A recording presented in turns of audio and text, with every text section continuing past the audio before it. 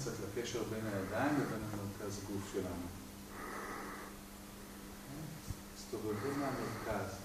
הידיים כביכול עושות הרבה, אבל הן לא עושות הרבה, זה הגוף מסתובב.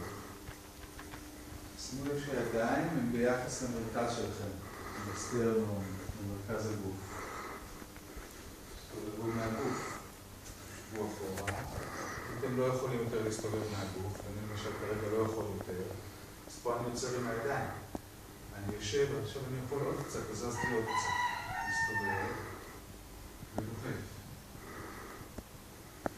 שימו לב ליד שמאל, כמו מרכז גוף. פה יש לנו החלפה, עכשיו ימין מול מרכז גוף.